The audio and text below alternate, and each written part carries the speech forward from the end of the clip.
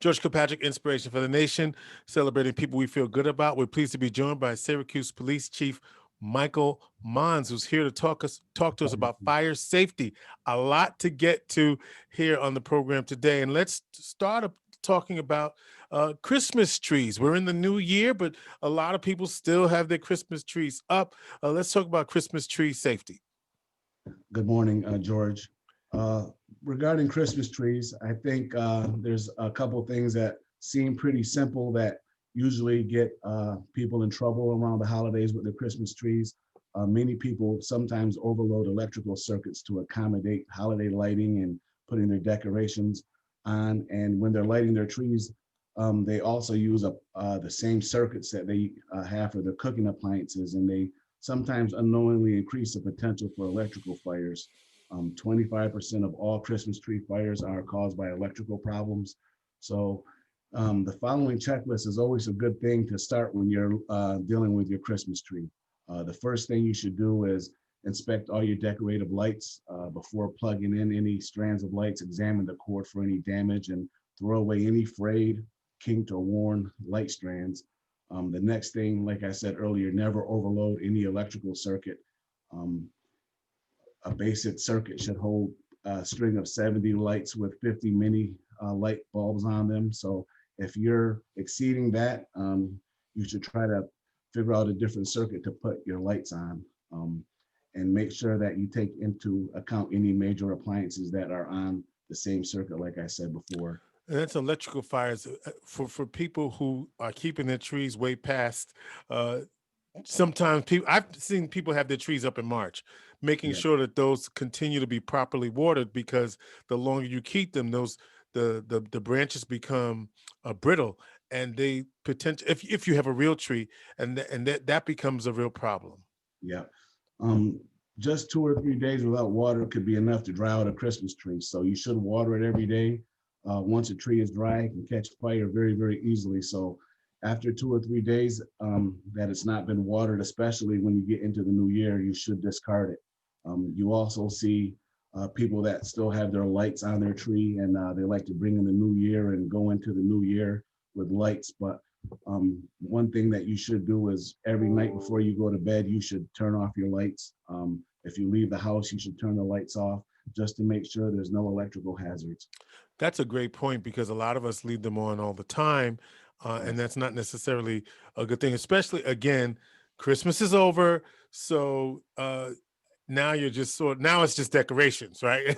yes, yes, All right, so let's talk about smoke detectors, right?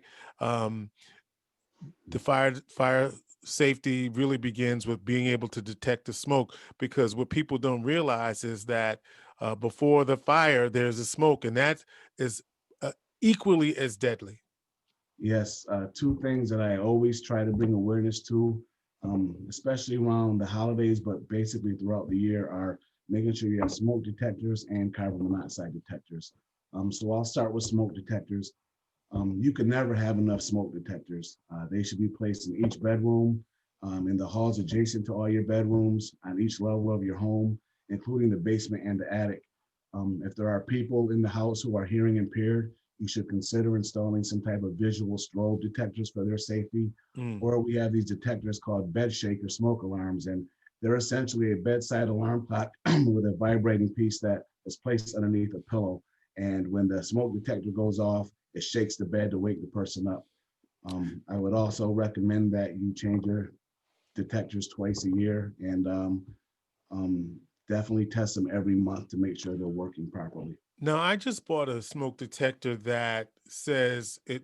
Well, the other piece is, and they only last for like 10 years, right? I mean, that's the other piece, right? Because I went to the store, and the guy said, "How long have you had your smoke detector? If you've had it for so many years, you may want to get a new one." Yeah, so what we recommend is the manufacturer that the detector comes in, most of them have instructions on the back, but the new detectors that are out, they come with a 10-year battery that's encapsulated, and you can't change the batteries in and out. Because what we used to find out, especially after we went to a fire and we saw the devastation when we went to go look at smoke detectors in the house, we realized that people were taking out smoke detector batteries and using them for other electronics and things like that. So finally, we're at the point now where we can get smoke detectors that come with a 10-year battery that you can't remove. So those are the best detectors to I, have if you're using battery operated detectors. I just got one of those. Thank you. And I know that there are also some that are combination CO2, carbon dioxide, and smoke detectors. Do you recommend those, or you think people should have a separate CO2 detector? Well, the best thing you can do regarding smoke alarms, whether they're detectors or carbon monoxide detectors, is to have them interconnected, which means that they all would be hardwired to your electricity with a battery backup. And so if you're in the kitchen and a smoke detector goes off in the middle of the night, if they're all interconnected, if you're in the bedroom on the second floor, your alarm outside your bedroom or in your bedroom will ring at the same time. So that's the best type of protection that you would have. But anything that's being sold in the store, as long as you follow the manufacturer's recommendations, we support any type of detection that you can have in your home. Let's just go through fire safety drill one more time, because uh, that's where a lot of situations go haywire, if you will, because we don't do what's right. So if there is smoke in the house, what should I do? Well, the first thing you should do is get out of the house. If you have smoke in the house, get out of the house. If you live in the city of Syracuse, you get out of the house, get all your loved ones out of the house, call 911. Our response times are one of the best response times in the country. We'll be at your doorstep within 3 minutes.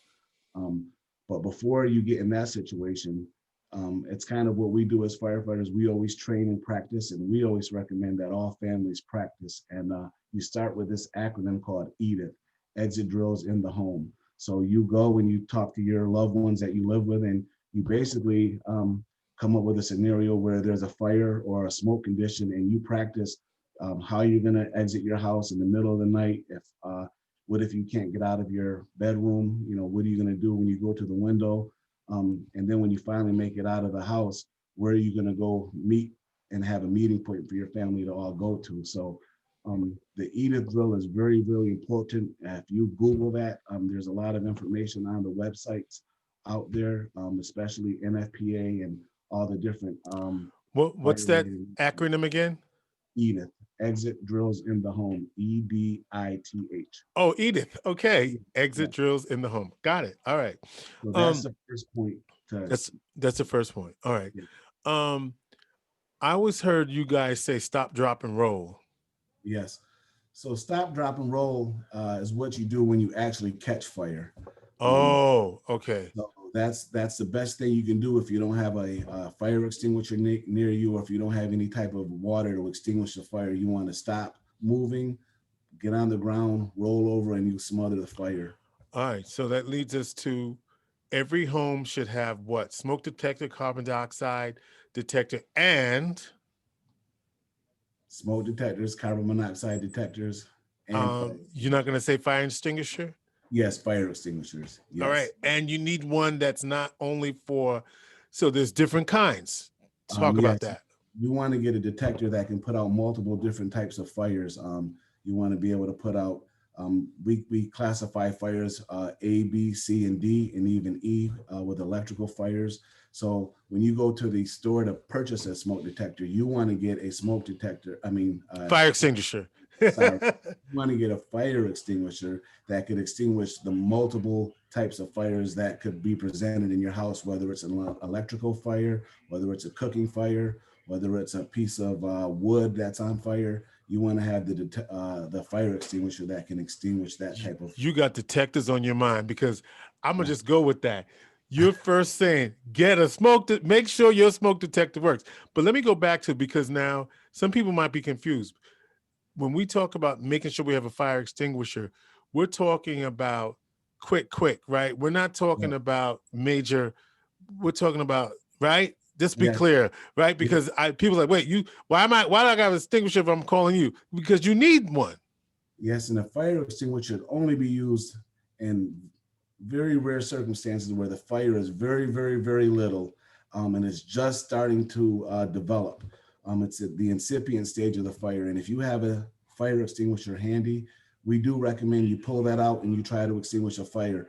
But if it grows anything more than a small fire that's on a stovetop or anything larger than you could put your hands around, certainly we want you to leave the house, call 911, and let the firefighters come and make sure that we put the fire out properly. Let's talk about accelerants, right? Because a lot of people aren't clear. What can I do that would inadvertently accelerate a fire as opposed to contain it? So one of the things that we see very, very often, and we've seen some very uh, scary situations, I would say, after the fire. And they're eye-opening situations where we go to a fire and we pull up and there's reports of people inside with heavy fire showing out of windows, the house fully charged with smoke, a lot of heat. And we go in and we start searching for victims. We start putting the fire out. And we do our best to try to remove all victims and try to give them a chance to live. But sometimes we have some of our citizens that don't make it out of fires, and I'll talk about that a little bit later. But what I've seen multiple times, even before I became the fire chief, but certainly over these last 3 years since I've been the chief, there have been multiple times we went to a fire, extinguish it, and afterwards we go walking through the room and we realize some of the people who made it out of the fire and some of the people who didn't make it out of the fire. And it started with having their door to their bedroom closed to stop the fire from traveling. And it didn't give the fire somewhere to gain more oxygen. And Oh, closing your door at nighttime when you're sleeping is one of the best things you can do. And that stops the fire from coming into, your area where you're sleeping, and hopefully your smoke detectors wake you up and alert you. But if for some reason that doesn't happen, having your bedroom door closed is one of the best things you can do as far as providing more fuel for the fire to burn. So right. Because if you open the door, then that's the oxygen, right? That's going to be an accelerant, and we don't really. Wow. And I wanted to say something about that. Well, you wanted to talk later about uh, what people and the victims. You can use that time now. okay, so like I said, there was multiple times when we go into places and we realize where the fire was at, whether it was in the living room and the dining room, and those rooms are burnt all the way down to the wall studs. And then we get to a bedroom door. We open the door up, and on the other side, it looks like the room that you're in or the room that I'm in, bright.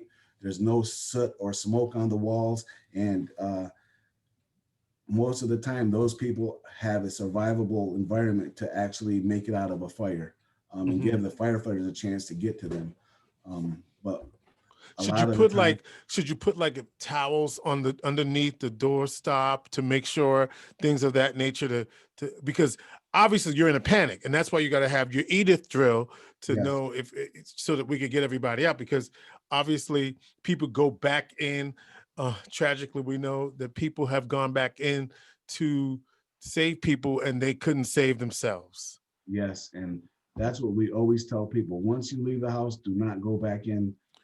Make sure you call 911, get the fire department there, and doing the Edith drills and having smoke detectors, those are what save lives. I mean, we come and we face pretty low odds sometimes when we arrive on scene, and we rely on our training to do what we need to do to try our best to rescue people and to put the fire out. But if we can do some of those things in advance, that's the thing to do. And um, like I was saying, as far as smoke detectors, I think the statistics I'm going to go over real fast, they're pretty alarming. Go. I'll talk about some national statistics, which 96% of all homes in the US have smoke alarms. 20% of those detectors do not work due to dead or missing batteries. Hmm.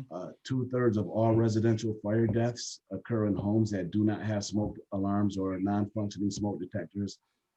So if you have working smoke detectors, it cuts the risk in half of somebody dying in a reported home fire.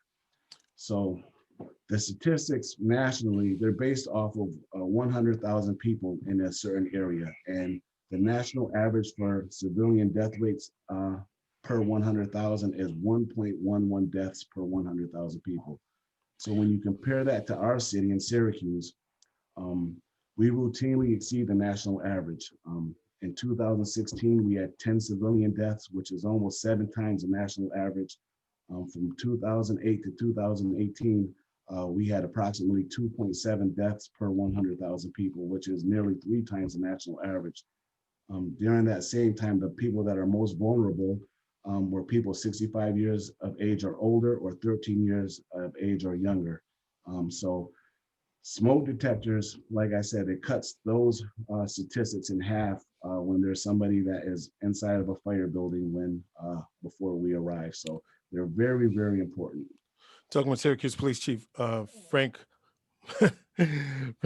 Monds. The fire chief, Michael Monds. Michael Yes. Monds. I don't know why I said Yep.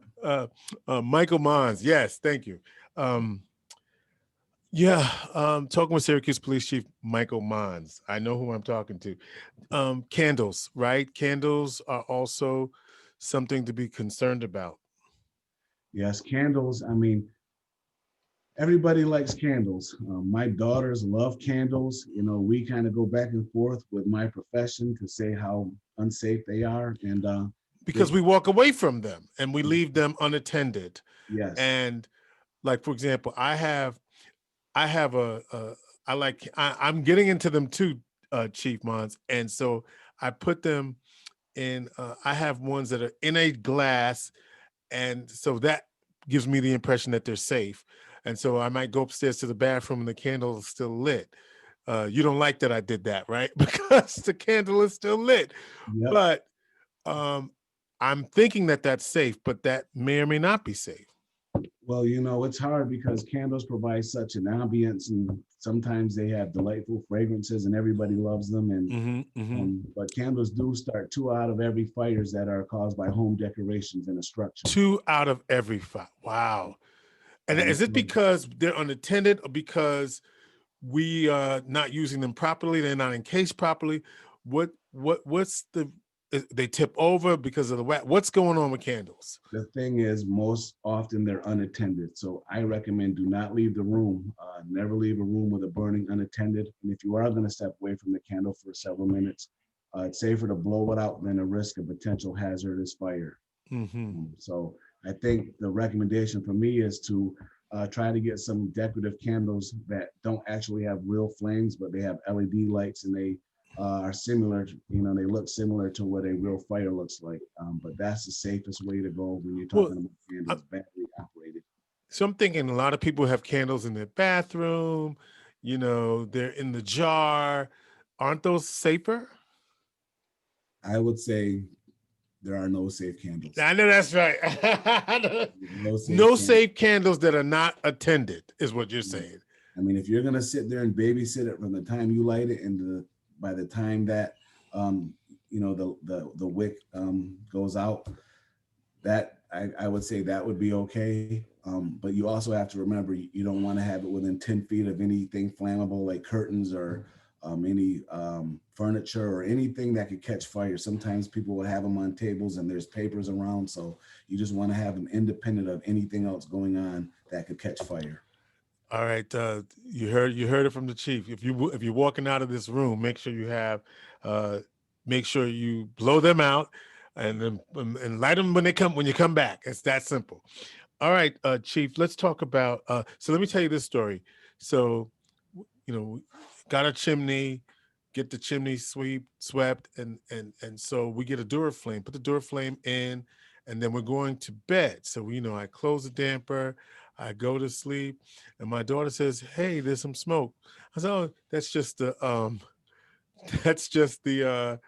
log that we burned." Well, I come downstairs, the whole thing is going. Where's the detector? It didn't really go off until after.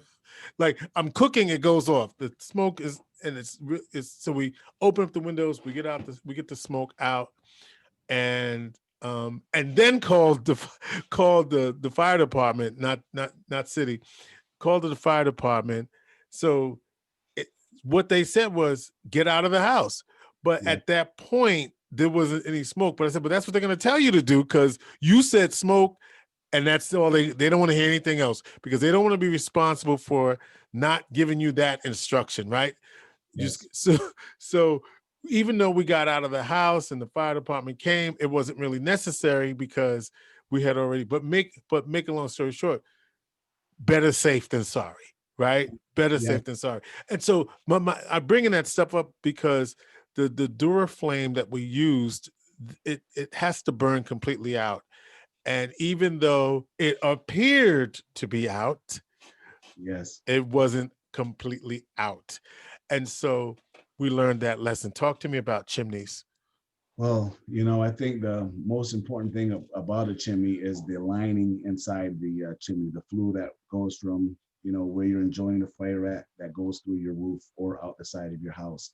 So I recommend that you get a professional chimney sweep to come every year, and possibly again halfway through the season, to come and just make sure your flue is clear of any debris, to make sure that there's not any excessive soot built up, because sometimes some of the things that um, are put off from the fires accumulate on the inner lining of the flue that goes out of your roof and out through your roof, and those things become flammable. And the biggest concern with the fire department is if there's any compromise to any of the flues, what we're worried about is the fire is right in your living room, and then as it's going up to try to get ventilated out through your chimney, if there's any cracks in your flue, then we're worried about the fire spreading to other parts of your house through the walls, which those hidden fires are one of the nastiest fires that we have to fight. You have to figure out where the fire spread to, Mm. void spaces. So that's the biggest concern with chimney fires, is making sure that it's contained inside the chimney. Because if we can get there and we know it's contained inside the chimney, our fire department will certainly put the fire out in an amazing brief short amount of time. So, but if we're worried that the fire extended outside the chimney, that's when we have problems. I know you're also concerned about gas-powered appliances during this time, or Yeah, gas, like with the furnace and things of that nature. yeah, I think appliances and gas appliances, the main concern around this time of year, and all years, all throughout the year, there are an issue, but certainly around winter time, where you have things like high efficiency furnaces, hot water tanks that are the newer ones. They vent out the side of the house or whatever structure you're living in, and the issue comes when um, there's a lot of snow. Like this morning, we had some snow, but as the snow At the time of this conversation. at the time of this conversation, yes, sorry. You're worried about snow blocking the vent where the exhaust comes out, and what happens is all those gas-powered appliances produce carbon monoxide, and so what happens is if there's nowhere for that to vent, the carbon monoxide back flows back inside the house. And we're worried that, if your smoke detector or your carbon monoxide alarm isn't working, that you won't be alerted. And carbon monoxide is one of the deadliest killers in the wintertime, as far as appliances and as far as fire safety tips. So there's a few things that I like to bring up. One is, if your power goes out or for some reason your furnace isn't working, you should never ever use a gas stove or oven or an electric stove to heat your home. Never burn charcoal inside your house, inside your garage or vehicle or a tent, including in the fireplace. You want to avoid using any unvented gas or kerosene heaters. Um, and you want to have, just like I said with the chimney, you want to inspect your appliances once a year. You want to make sure your chimneys are inspected, your flues and your vents from all those different types of appliances and fireplaces don't have any blockages that are sometimes caused from animals or rodents. Like I said, during the wintertime from snow and ice, you want to make sure all those are working properly, because the consequences can be very deadly if ventilation is clogged and it flows back into your house. So much to get to with you, Chief Monds. Yes. So we talked about that, and you talking about turning on the oven to heat the home. Well, you ain't lived in the tenement in New York City, so I ain't gonna say nothing. Yeah. But Well, I I didn't live think, in a tenement either, but we sure did. There was some times when we had to turn on that oven. I ain't gonna lie about it, brother. Just to keep it real with you, yeah. space heaters, another issue.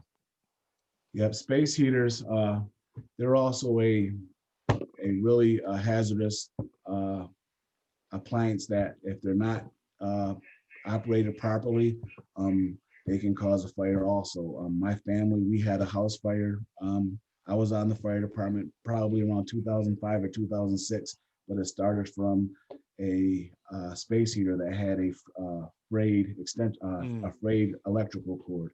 So the thing about space heaters is you don't want to have those things plugged in all the time. It should be only for a temporary source of heat. Oh, really? Like you said, some people are in a position where, you know, if the furnace isn't working or the heat isn't working, they're in a position where they feel like they need to use this space heater all the time. And what happens is the electrical capabilities of the apartments or the houses that people live in, sometimes it can't sustain the amount of current and electricity needed to make these space heaters work properly. One of the other things we see is people having space heaters too close to combustibles or flammable objects like couches or curtains and things like that.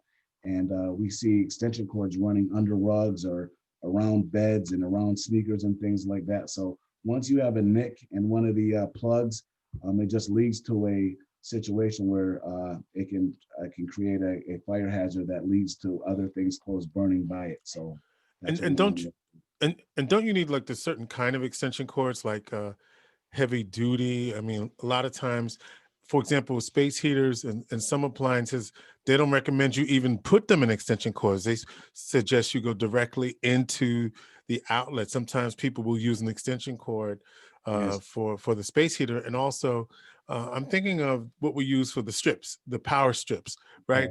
Are those preferred over extension cords, or so the same difference? yeah, you should never use an extension cord. If you have the chance to just plug an appliance, any appliance, but certainly space heaters directly into uh, an outlet into the wall, the way the way the power is hooked up into the houses. There are circuit breakers, you know, in your electrical panel that will trip when there's too much power going to one plug. So that's what we recommend. Certainly, you know, during Christmas and around the holidays, there's a lot of lights. And if you are going to use an extension cord, we recommend that it's a high duty quality extension cord. And to your point, you know, when you grew up in New York City, you know, I grew up down on the south side of Syracuse, and I grew up with a lot of people that, you know, they didn't have a lot of money to hire people to come do a lot of work, and you know, they need an electrician. They just learn how to do electricity work on their own. But one thing I did learn growing up in Syracuse is that everybody with a hammer isn't a carpenter, and Okay. everybody with tools to do electricity shouldn't be doing electrician work. So I think there's a lot of resources that if you have these types of issues, I think I can provide you with some of those links so people can have an avenue to get help when they need that. But I certainly, I recommend that you get licensed professionals to come and help you, either whether it's with your electricity, whether it's with your chimney or anything like that, instead of trying to do it yourself, you because might those are the hazards. you might have to leave Ray Ray and them alone for a minute, but all right. There's some good, don't get me wrong, there's some very, very good people Oh, also. so Ray Ray he can do some stuff, but he can't do everything. There's good Ray Rays and there's bad Ray Rays. I know that's right. Anything else, Chief, we should know about fire safety before you go? Nope, I think we covered a lot of information today. Like I said, I'll just leave by saying smoke detectors save lives. So everybody that's listening today, definitely check your smoke detectors and make sure they work, because when you're sleeping, they're certainly not sleeping when they're operating properly. Syracuse Fire Chief Michael Monds, thank you for joining us on the program, and hope 2021 continues to be good for you. Thank you very much, George. Thank you for having me. Inspiration for the nation.